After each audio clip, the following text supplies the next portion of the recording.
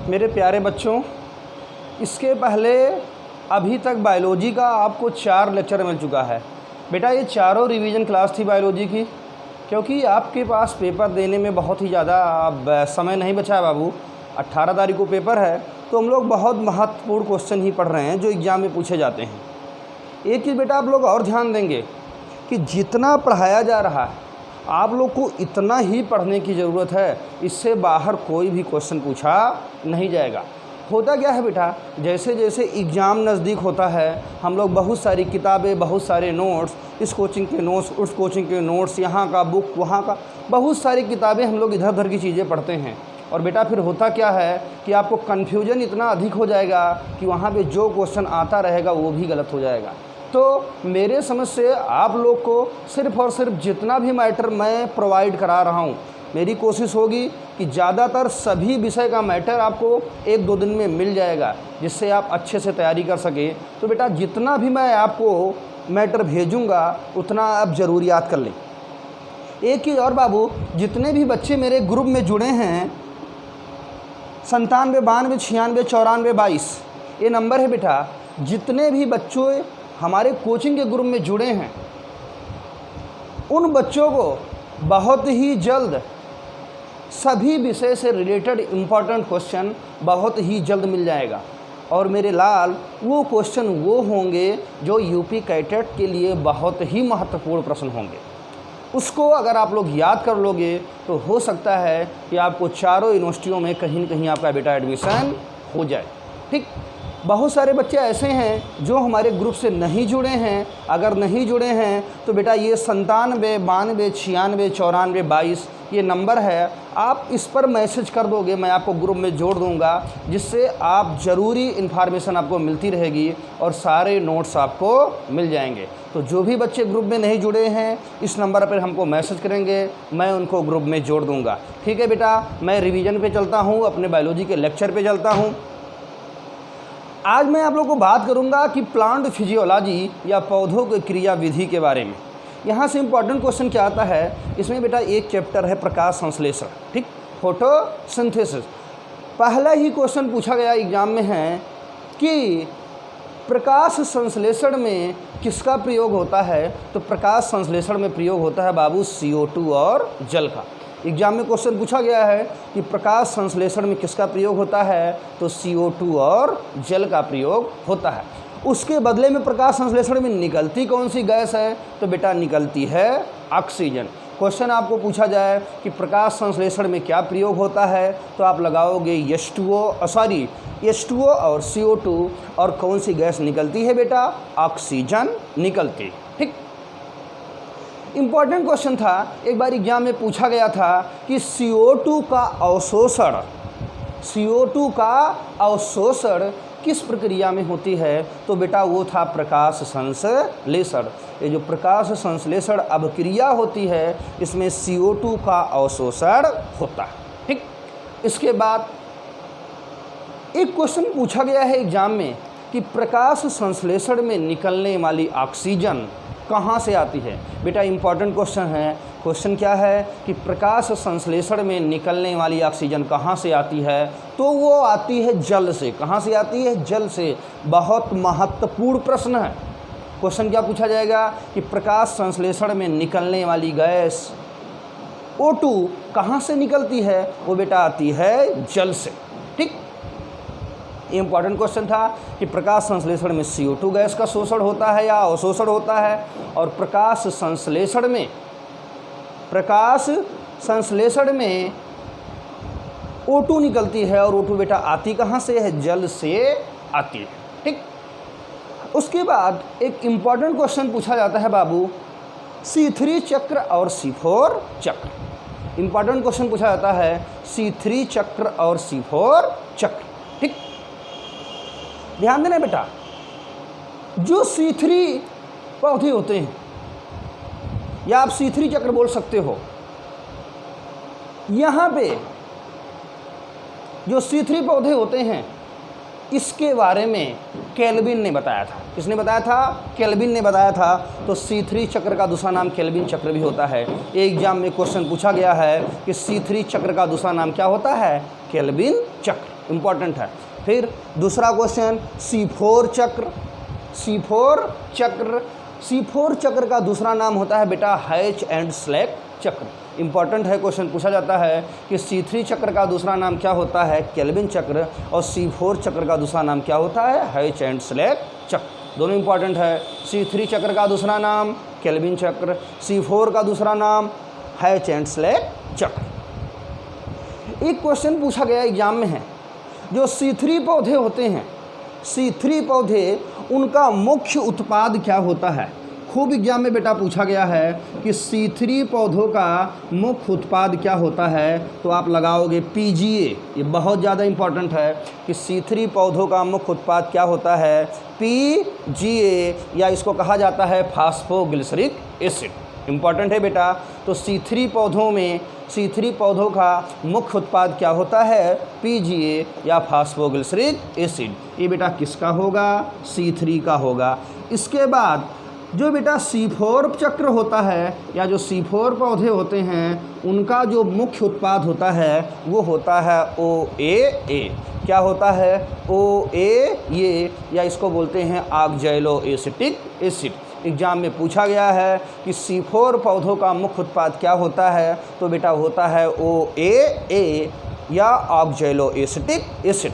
दो क्वेश्चन महत्वपूर्ण आपको मिल गए यहाँ से। पहला क्वेश्चन, C3 पौधों का मुख्य उत्पाद, जिसको हम लोग बोले PGA या फास्फोग्लिसरिक एसिड। फिर दूसरा क्वेश्चन, C4 पौधों का मुख्य उत्पाद, तो बेटा क्या होता है, OAA या ऑक्सैलो एसिटिक एसिड। ये बहुत ज़्यादा महत्वपूर्ण है।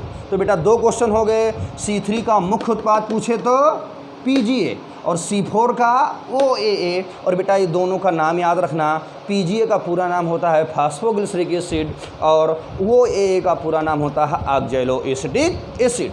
ये बेटा दोनों थे मुख्य उत्पाद। लेकिन एक क्वेश्चन और पूछा जाता है, समझना ध्यान से। ये तो C3 का और C4 का मुख्य उत्पाद हो गया। C3 का मुख्य उत्पाद हो गया PGA फास्फोग्लिसरिक एसिड, और C4 का हो गया OAA या ऑक्सैलो एसिटिक एसिड। लेकिन इसके बाद जो क्वेश्चन पूछा जाता है कि C3 पौधों में CO2 ग्राही कौन होता है।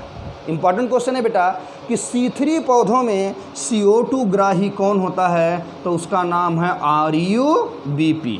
क्या नाम है, RUBP। बेटा इंपॉर्टेंट है, याद रखना। C3 पौधों में CO2 ग्राही क्या होता है, RUBP, या RUBP का पूरा नाम होता है रिबुलोज बाईफास्फेट।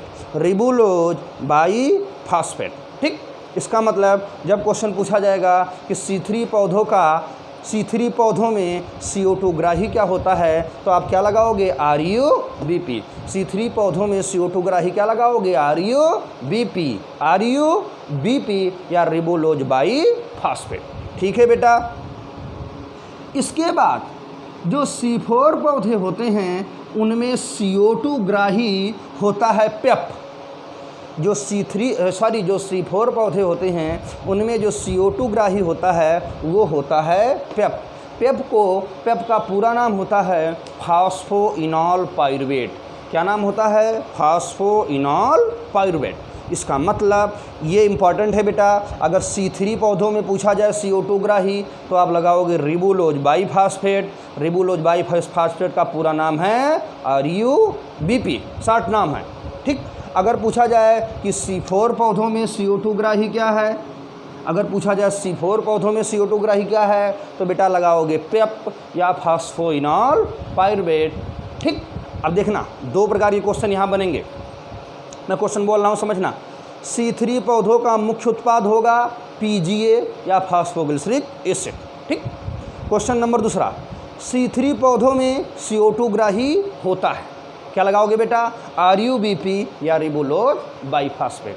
फिर इसके बाद आया C4 पौधों का मुख्य उत्पाद होता है OAA या ऑक्सैलो एसिटिक एसिड। फिर क्वेश्चन पूछा जाएगा कि C4 पौधों में CO2 ग्राही क्या होता है, तो वो होता है फास्फोइनॉल पाइरुवेट या PEP। ठीक है बेटा, इतना आप लोग को समझ में आ गया होगा। ये बेटा दोनों में से एक तो पूछा जाना तय है, बहुत ज़्यादा इंपॉर्टेंट है। ठीक। एक और क्वेश्चन पूछा जाता है क्रेंज एनाटॉमी। क्वेश्चन पूछा जाता है क्रेंज एनाटॉमी। ये C4 पौधों में पाया जाता है। इम्पोर्टेंट है, क्वेश्चन पूछा जाता है कि क्रेंज एनाटॉमी किस पौधों में पाया जाता है, तो बेटा जो C4 पौधे होते हैं उनमें क्रेंज एनाटॉमी पाई जाती है। ठीक, याद रखना। उसके बाद प्रकाश संश्लेषण में महत्वपूर्ण क्वेश्चन है, प्रकाशीय अभिक्रिया कहाँ होती है बेटा? ग्रेना में। ये इम्पॉर्टेंट है। प्रकाशीय अभिक्रिया कहाँ होगी? ग्रेना में होगी। अप्रकाशीय अभिक्रिया कहाँ होगी? स्ट्रोमा में होती है। ये बेटा याद रखना, बहुत इम्पॉर्टेंट है। प्रकाशीय अभिक्रिया कहाँ होगी? ग्रेना में होती है। ठीक, अप्रकाशीय अभिक्रिया कहाँ होगी? स्ट्रोमा में होती है। प्रकाशीय अभिक्रिया को हिल ने खोजा था, यही कारण है प्रकाशीय अभिक्रिया को हिल अभिक्रिया भी कहते हैं। ठीक है बेटा, तो प्रकाशीय अभिक्रिया कहाँ होगी? ग्रेना में। अप्रकाशीय अभिक्रिया कहाँ होगी? स्ट्रोमा में। प्रकाशीय अभिक्रिया को खोजा किसने था? हिल ने। ठीक, एक क्वेश्चन और पूछा जाता है, law of limiting factor. Question पूछा जाता है बेटा, लॉ ऑफ लिमिटिंग फैक्टर, तो इसे ब्लैक मैन ने दिया था। किसने दिया था? लॉ ऑफ लिमिटिंग फैक्टर किसने दिया था? ब्लैक मैन ने। एग्जाम में क्वेश्चन पूछा गया है कि लॉ ऑफ लिमिटिंग फैक्टर किसने दिया था? ब्लैक मैन ने। मैंने अभी थोड़ी देर पहले बोला था कि प्रकाश संश्लेषण में निकलने वाली ऑक्सीजन, प्रकाश संश्लेषण में निकलने वाली ऑक्सीजन जल से आती है। ये बताया था रूबेन और कामेन ने। किसने बताया था? रूबेन और कामेन ने। एग्जाम में क्वेश्चन पूछा जा सकता है कि प्रकाश संश्लेषण में निकलने वाली ऑक्सीजन कहाँ से आती है? जल से। किसने बताया? रूबेन और कामन ने। और इन्होंने प्रयोग किस पर किया था? ऑक्सीजन 18, वो 18 इम्पॉर्टेंट है, ऑक्सीजन 18 या वो 18 पर प्रयोग किया था। रूबेन और कामन ने बताया कि O2 जल से आएगी, और प्रयोग किस पे किया? ऑक्सीजन 18। ठीक, और प्रकाश संश्लेषण में CO2 का क्या होता है? अवशोषण या CO2 का पाचन होता है। और प्रकाशीय अभिक्रिया ग्रेना में होगी। अप्रकाशीय कहाँ होगी? स्ट्रोमा में होगी। लॉ ऑफ लिमिटिंग फैक्टर किसने दिया था? ब्लैक मैन ने दिया था। क्रेंज एनाटॉमी किसमें पाई जाएगी? C4 में पाई जाएगी। हैच एंड स्लेज चक्र का दूसरा नाम क्या होता है? C4 चक्र। केल्विन चक्र को C3 चक्र कहते हैं। और बेटा सबका मुख्य उत्पाद आपको पता है कि किसका मुख्य उत्पाद क्या होता है, जो एग्जाम में क्वेश्चन पूछा जाता है। ठीक, इसके बाद बेटा एक चैप्टर थोड़ा और इम्पॉर्टेंट हो जाता है, श्वसन। कौन सा चैप्टर? श्वसन इम्पॉर्टेंट चैप्टर है बाबू, ध्यान देना। ये जो श्वसन है, श्वसन में जो सबसे महत्वपूर्ण चैप्टर है, इसमें बेटा कुछ अभिक्रियाएं हैं जो एग्जाम में पूछी जाती हैं। जैसे बेटा एक अभिक्रिया है ग्लाइकोलिसिस। एक अभिक्रिया है बेटा ग्लाइकोलिसिस। एग्जाम में खूब क्वेश्चन पूछा गया है कि ग्लाइकोलिसिस में बेटा समझना, ये जो ग्लाइकोलिसिस होती है इसका दूसरा नाम होता है EMP पाथवे। ग्लाइकोलिसिस का दूसरा नाम होता है EMP पाथवे। इम्पॉर्टेंट है बेटा, EMP पाथवे। EMP वैज्ञानिक का नाम है, वैज्ञानिक का नाम था इम्बडन मेयर। वैज्ञानिक का नाम था इम्बडन मेयर पाथवे। यानी ग्लाइकोलिसिस का दूसरा नाम क्या होगा? EMP पाथवे या इम्बडन मेयर पाथवे। एग्जाम में क्वेश्चन पूछा गया है कि EMP pathway is also known an, या इम्बडन मेयर पाथवे का दूसरा नाम क्या होता है? ग्लाइकोलिसिस। ये इंपॉर्टेंट क्वेश्चन था। दूसरा बहुत ही महत्वपूर्ण क्वेश्चन ग्लाइकोलिसिस में कि जो ग्लाइकोलिसिस होती है ये कोशिका द्रव्य में होती है। ग्लाइकोलिसिस बेटा कहाँ होती है? कोशिका द्रव्य में होती है या साइटोप्लाज्म में होती है। एग्जाम में क्वेश्चन पूछा गया है कि जो ग्लाइकोलिसिस अभिक्रिया होती है ये कहाँ होती है? कोशिका द्रव्य में। कहाँ होती है? कोशिका द्रव्य में या साइटोप्लाज्म में होती है। ठीक, अगला क्वेश्चन ग्लाइकोलिसिस में तीसरी जो सबसे महत्वपूर्ण क्वेश्चन है, ग्लाइकोलिसिस का जो तीसरा सबसे महत्वपूर्ण क्वेश्चन है वो बेटा ये है कि जो ग्लाइकोलिसिस होती है इसका मुख्य उत्पाद, जो ग्लाइकोलिसिस होता है इसका मुख्य उत्पाद पायरुविक अम्ल होता है। क्या होता है? पायरुविक अम्ल होता है। इसका मतलब ग्लाइकोलिसिस का पहला इंपॉर्टेंट क्वेश्चन EMP पाथवे कहोगे। दूसरा इंपॉर्टेंट क्वेश्चन जो बहुत ही ज़्यादा इंपॉर्टेंट है, क्या? कोशिका द्रव्य में होती है या साइटोप्लाज्म में होती है। जो तीसरा सबसे महत्वपूर्ण क्वेश्चन क्या था कि ग्लाइकोलिसिस का मुख्य उत्पाद क्या होगा? तो बेटा होता है पायरुविक अम्ल। ठीक, ये क्वेश्चन और याद रखना, ग्लाइकोलिसिस एक ऐसी अभिक्रिया है जो ऑक्सी शोषण करने वाले जंतु और अनऑक्सी शोषण करने वाले जंतु दोनों प्रकार के जंतुओं में पाई जाती है। मोस्ट इंपॉर्टेंट क्वेश्चन बेटा, अनाक्सी शोषण वो है जिसमें ऑक्सीजन का प्रयोग ना हो, और ऑक्सी शोषण बेटा वो है जिसमें ऑक्सीजन का प्रयोग हो। अगर ऐसा शोषण जिसमें ऑक्सीजन लग रहा है तो उसको हम लोग बोलते हैं ऑक्सी शोषण, और ऐसा शोषण जिसमें ऑक्सीजन नहीं लग रहा है तो बेटा हम लोग उसको बोलते हैं अनाक्सी शोषण। इसका मतलब जो जंतु ऑक्सी शोषण और अनाक्सी शोषण, मतलब अनाक्सी शोषण करने वाले जंतु और ऑक्सी शोषण करने वाले जंतु दोनों प्रकार की जंतुओं में कौन सी अभिक्रिया होगी? ग्लाइकोलिसिस। तो ग्लाइकोलिसिस कोशिका द्रव्य में होती है, ईएमपी पाथवे कहते हैं, मुख्य उत्पाद पायरुविक अम्ल होता है, और अनाक्सी और ऑक्सी शोषण दोनों प्रकार के जंतुओं में पाई जाती है। ठीक, इसके बाद बेटा आता है क्रेब चक्र नाम की अभिक्रिया। मैं पहले आपको बता चुका हूँ कि ये बाबू कहाँ होता है? माइटोकॉन्ड्रिया के मैट्रिक्स में होता है। अगर माइटोकॉन्ड्रिया का मैट्रिक्स ना दिया हो, अगर माइटोकॉन्ड्रिया का मैट्रिक्स ना दिया हो तो बेटा ये होता है माइटोकॉन्ड्रिया के आउटर मेम्ब्रेन पे या माइटोकॉन्ड्रिया के बाहरी सतह पर। ध्यान देना बेटा, इंपॉर्टेंट क्वेश्चन है। ग्लाइकोलिसिस और क्रेब्स चक्र, ग्लाइकोलिसिस और क्रेब्स चक्र, इस दोनों अभिक्रिया को एक एंजाइम है जो जोड़ता है। ध्यान से समझना, इंपॉर्टेंट क्वेश्चन है। क्वेश्चन क्या है? ग्लाइकोलिसिस और क्रेब्स चक्र को एक ऐसा एंजाइम है जो दोनों को जोड़ता है, उसका नाम है एसिटाइल कोएंजाइम ए। उसका नाम है एसिटाइल कोएंजाइम ए। उसका नाम है बेटा acetyl coenzyme A. Important question है। क्वेश्चन पूछा जाता है कि ग्लाइकोलिसिस और क्रेब्स चक्र को जोड़ने वाले एंजाइम का क्या नाम है? तो उसका नाम है एसिटाइल कोएंजाइम ए।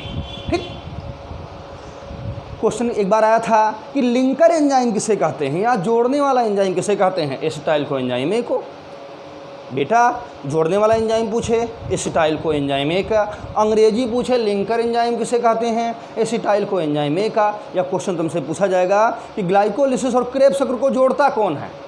क्वेश्चन पूछा जा सकता है कि ग्लाइकोलिसिस और क्रेब्स चक्र को जोड़ता कौन है, तो बेटा क्या लगाओगे? एसिटाइल कोएंजाइम ये थोड़ा इम्पॉर्टेंट है। इसके बाद श्वसन में बस अगर क्वेश्चन पूछा जाता है तो यही क्वेश्चन पूछा जाता है, या कभी कभी क्वेश्चन आता है कि 1 मोल ग्लूकोज के पूर्ण विघटन से, 1 मोल ग्लूकोज के पूर्ण विघटन से कुल कितनी एटीपी प्राप्त होती हैं? तो बेटा वो होती हैं 38। कितनी होती हैं? 38। 1 मोल ग्लूकोज के पूर्ण विघटन से कितनी एटीपी प्राप्त होंगी? 38 या 38 एटीपी प्राप्त होती। एक क्वेश्चन और पूछा जाता है बाबू कि यूरिया का निर्माण कहाँ होता है? यकृत में। बहुत ज़्यादा इंपॉर्टेंट क्वेश्चन है। यूरिया का निर्माण कहाँ होता है? यकृत में होता है। यूरिया का निर्माण लीवर यानी यकृत में होता है, और यूरिया को बनने में आर्जिनेज एंजाइम मदद करता है। कौन सा एंजाइम मदद करता है? आर्जिनेज एंजाइम मदद करता है। क्वेश्चन पूछा गया है कि यूरिया का निर्माण कहाँ होता है? यकृत में। यूरिया का निर्माण कहाँ होता है? यकृत में होता है, और इसको बनने में कौन सा एंजाइम मदद करता है? आर्जिनेज। ठीक, आप लोग ग्लाइकोलिसिस के बारे में जान गए, आप लोग लिंकर एंजाइम जान गए, आप लोग क्रेब्स चक्र भी जान गए, आप लोग बेटा ये भी जान गए कि यूरिया का निर्माण कहाँ होता है और इसमें कौन सा एंजाइम लगता है, कौन सा एंजाइम लगता है, और उसके बाद कितनी कुल एटीपी कितनी प्राप्त होती थी बेटा? 38 एटीपी प्राप्त होती थी। ठीक, उसके बाद तुम लोगों में एक चैप्टर है बेटा जिसका नाम है वाष्पो उत्सर्जन। क्या है? वाष्प उत्सर्जन चैप्टर। वाष्प उत्सर्जन मतलब क्या होता है बेटा? आप लोग देखते होंगे कि सुबह सुबह खेत में जाते होंगे, देखते होंगे पत्तियों पर पानी के छोटे छोटे बूंद दिखाई देते हैं। यही बूंद पौधों में पानी का वाष्प के रूप में बाहर आना पौधों में पानी का वाष्प के रूप में बाहर आना बेटा वाष्प उत्सर्जन कहलाता है। ठीक, और वाष्प उत्सर्जन एक नुकसानदायक प्रक्रिया है। वाष्प उत्सर्जन एक नुकसानदायक प्रक्रिया है। बेटा ध्यान देना, मैं लाइन बोल रहा हूँ, समझना बहुत इंपॉर्टेंट है। पौधे जितना भी पानी अवशोषित करते हैं, पौधे जितना भी पानी अवशोषित करते हैं उसका 99% पानी पौधे नुकसान कर देते हैं, और सिर्फ 1% पानी पौधे अपने यूज में लेके आते हैं। इसका मतलब ये हुआ कि पौधा लगभग जितना पानी अवशोषित करता है उसका 99% पानी पौधा क्या करता है, खर्च कर देता है। अपने प्रयोग में कितना लाता है, सिर्फ और सिर्फ 1%। ठीक, क्वेश्चन पूछा जाता है कि जो वाष्पोत्सर्जन होती है ये किसके द्वारा होता है, तो बेटा बहुत महत्वपूर्ण क्वेश्चन है। ये जो वाष्पोत्सर्जन होता है रंध्रों द्वारा होता है। किसके द्वारा होता है, रंध्रों द्वारा होता है वाष्पोत्सर्जन। ठीक, क्वेश्चन क्या पूछा जाएगा कि वाष्पोत्सर्जन किसके द्वारा होता है, तो क्वेश्चन लगाओगे रंध्रों द्वारा। क्वेश्चन पूछा जाएगा रंध्र कहाँ पाए जाते हैं, तो बेटा बताओगे रंध्र कहाँ पाए जाते हैं, पत्तियों पर पाए जाते हैं। तो वाष्पोत्सर्जन किसके द्वारा होता है, रंध्र द्वारा होता है। वाष्पोत्सर्जन तो होता है मेनली 3 प्रकार से। पहला तो होता है रंध्र द्वारा, दूसरा होता है लेंटिसल द्वारा, और तीसरा होता है क्यूटिकल के द्वारा। वाष्पोत्सर्जन तो 3 प्रकार से होता है, रंध्र द्वारा, लेंटिसल द्वारा और क्यूटिकल द्वारा। लेकिन बेटा सबसे ज़्यादा वाष्पोत्सर्जन किसके द्वारा होता है, रंध्रों के द्वारा होता है। ठीक, कई बार एग्जाम में पूछा गया है कि ध्यान से समझना, वाष्पोत्सर्जन में 2 क्वेश्चन आता है। क्वेश्चन पूछा जाए कि वाष्पोत्सर्जन किसके द्वारा होता है। ठीक, ऑप्शन में रंध्र दिया है तो बेटा रंध्र लगाओगे।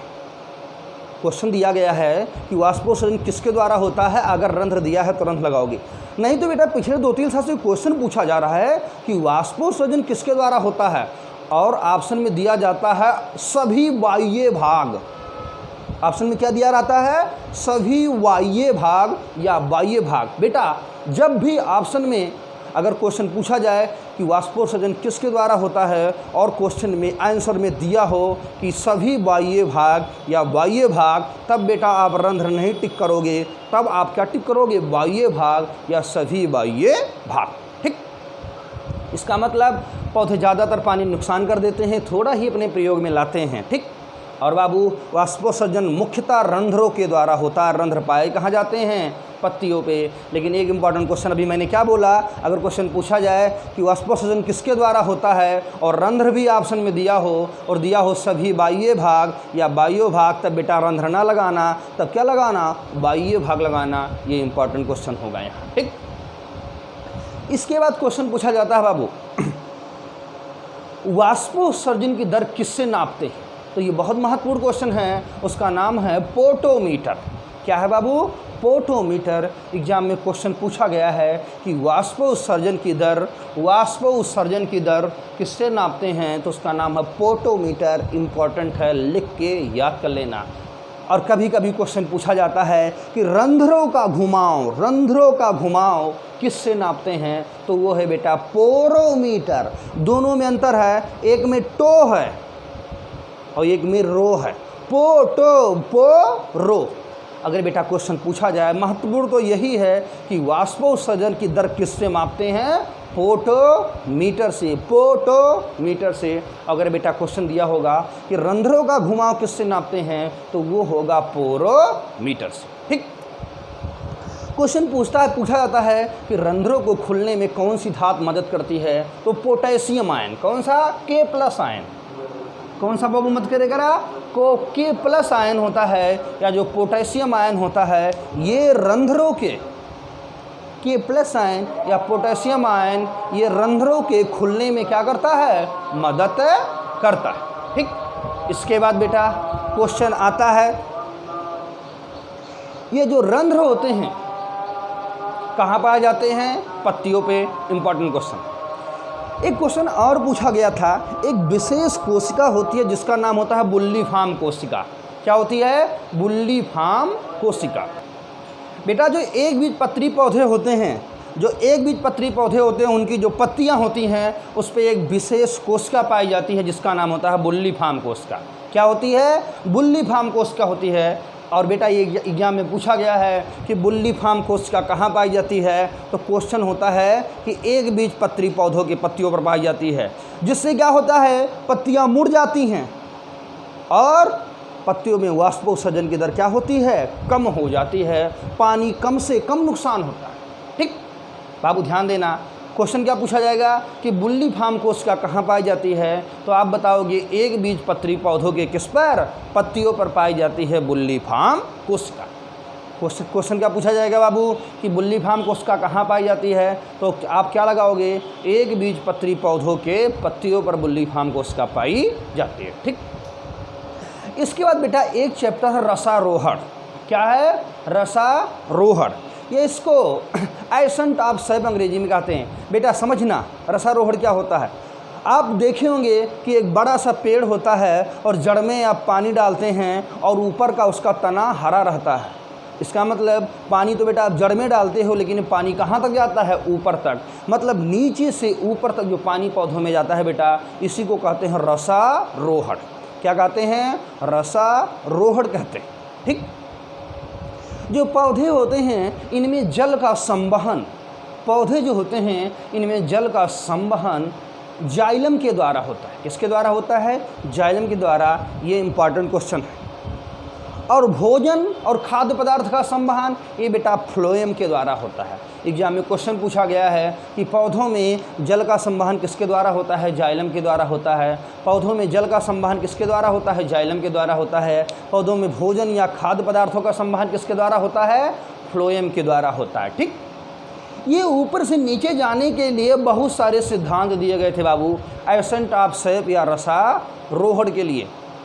एक सिद्धांत था जिसका नाम था पल्सेशन सिद्धांत। कौन सा सिद्धांत? पल्सेशन सिद्धांत। इसको जगदीश चंद्र बोस या जेसी बोस ने दिया था। ठीक, ये माना नहीं गया, ये बहुत खास सिद्धांत नहीं था, ये बिल्कुल बता भी नहीं पाए थे इसमें कि रसारोहण होता कैसे है। लेकिन बाबू जो रसारोहण के लिए सबसे मान्य सिद्धांत था उसका नाम था ट्रांसपिरेशन पुल सिद्धांत।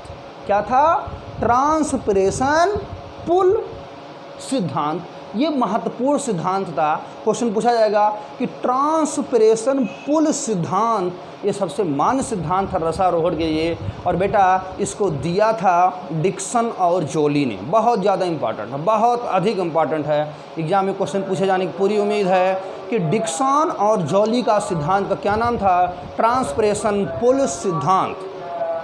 ठीक, ट्रांसपिरेशन पुल सिद्धांत ये किसने दिया था? डिक्सन और जोली ने। बेटा ध्यान देना, ट्रांसपिरेशन पुल सिद्धांत का दूसरा नाम होता है कोहेशन टेंशन सिद्धांत। कोहेशन टेंशन सिद्धांत एग्जाम में पूछा गया है कि ट्रांसपिरेशन पुल सिद्धांत का दूसरा नाम क्या होता है? कोहेशन टेंशन सिद्धांत। ट्रांसपिरेशन पुल सिद्धांत का दूसरा नाम क्या होता है? कोहेशन टेंशन सिद्धांत। और इसको डिक्सन और जॉली ने दिया बेटा, और ये रसारोहण के लिए सबसे मान्य सिद्धांत है। ठीक, पल्सेशन सिद्धांत किसने दिया? जेसी बोस ने दिया था। रसारोहण के लिए सबसे मान्य सिद्धांत किसने, कौन था? वो था बाबू कोहेशन टेंशन सिद्धांत या ट्रांसपिरेशन पुल सिद्धांत। किसने दिया था? डिक्सन और जॉली ने दिया था। और ध्यान देना, पौधों में जल का संवहन जाइलम द्वारा, भोजन और खाद्य पदार्थों का संवहन फ्लोएम द्वारा होता है। और बाबू ध्यान देना, पौधों में जो पौधा तो जो अपना भोजन प्रकाश संश्लेषण में बनाता है, ग्लूकोज बनाता है। लेकिन बेटा ध्यान देना, एग्जाम में क्वेश्चन पूछा गया है कि पौधों में ग्लूकोज का संवहन किसके रूप में होता है? पौधे ग्लूकोज को किसके रूप में लेते हैं, या पौधों में ग्लूकोज का संवहन किसके रूप में होता है? तो बेटा होता है सुक्रोज के रूप में। किसके रूप में? सुक्रोज के रूप में। एग्जाम में क्वेश्चन पूछा गया है कि पौधों में ग्लूकोज या पौधों में खाद्य पदार्थ का संवहन किसके रूप में होता है? सुक्रोज के रूप में होता है। पौधों में खाद्य पदार्थ या भोजन का संवहन किसके रूप में होगा? सुक्रोज के रूप में होगा। किसके रूप में होगा? सुक्रोज के रूप में होगा। जल का संवहन किसके द्वारा होगा? जाइलम के द्वारा। फ्लोएम और खाद्य पदार्थ भोजन का फ्लोएम के द्वारा। और ग्लूकोज का संवहन किसके द्वारा होगा? सुक्रोज के द्वारा होगा। ठीक है बेटा, क्वेश्चन टेंशन सिद्धांत याद रखना इंपॉर्टेंट है। इसके बाद मैंने आपको बताया था, मैंने थोड़ा हार्मोन्स के बारे में बताया था, कल बताया था, मैं जल्दी जल्दी बोल दे रहा हूँ। ऑक्जिन होता है पौधे की लंबाई बढ़ाता है। अवीना कर्वेचर टेस्ट दिया गया था, 2 प्रकार का होता है। प्राकृतिक ऑक्जिन, कृत्रिम ऑक्जिन। प्राकृतिक ऑक्जिन 2 प्रकार का होता है, IAA को इंडोल एसिटिक एसिड कहते हैं, IB को इंडोल ब्यूटारिक एसिड कहते हैं। कृत्रिम ऑक्जिन 2 प्रकार का होता है, 2,4-D और नेप्थलीन एसिडिक एसिड या NA, ये सब लंबाई बढ़ाते थे बेटा। इसके बाद जो हार्मोन था उसका नाम था जिबरेलिन हार्मोन था। जिबरेलिन हार्मोन एक ऐसा हार्मोन था जो कवक से प्राप्त होता था, जिस प्राप्त होता था उसका नाम होता था जिब्रेला फ्यूजीकोराई, और ये धान में बीमारी फुल सीडलिंग करता था और ये कवक से प्राप्त होता था बेटा, और इंटरनोड को क्या करता था, बढ़ा देता था। CK को साइटोकाइनिन कहते हैं, CK को साइटोकाइनिन कहते हैं। ये पौधों में कोश का विभाजन कराता है, ठीक। इसके बाद इथाइलिन आता था, गैसीय हार्मोन बहुत इंपॉर्टेंट। इथाइलिन गैसीय हार्मोन होता है, ये फल को पकाने में मदद करता है। और पौधों को नुकसान करने वाले हार्मोन का नाम था ABA। क्या नाम था? पौधों को नुकसान करने वाले हार्मोन का नाम था ABA या अब्सिसिक एसिड, जो पौधों में क्या करता है, नुकसान करता है, पौधों की पत्तियों को क्या करता है, गिरा देता है। बेटा मैं फिर कह रहा हूँ, जितना मैं भेजूंगा उससे अधिक आपको कुछ पढ़ने की ज़रूरत नहीं है। अगर आपको मेरे ऊपर विश्वास है बेटा, तो सिलेक्शन तुम्हारा कोई रोक नहीं पाएगा, एक भी क्वेश्चन कहीं से बाहर नहीं आएगा।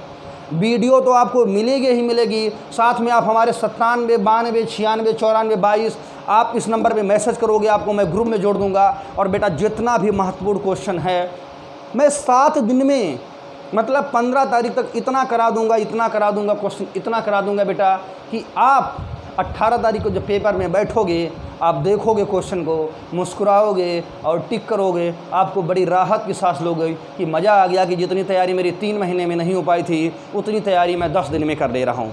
तो बेटा विश्वास रखने की ज़रूरत है, बहुत ज़्यादा इधर उधर पढ़ने की ज़रूरत नहीं है। जितना भी पढ़ाया जाए उतना ही पढ़े, उससे बाहर कोई भी क्वेश्चन नहीं आएगा। धन्यवाद, थैंक यू बेटा। इसके बाद आपका अगला लेक्चर मिलेगा।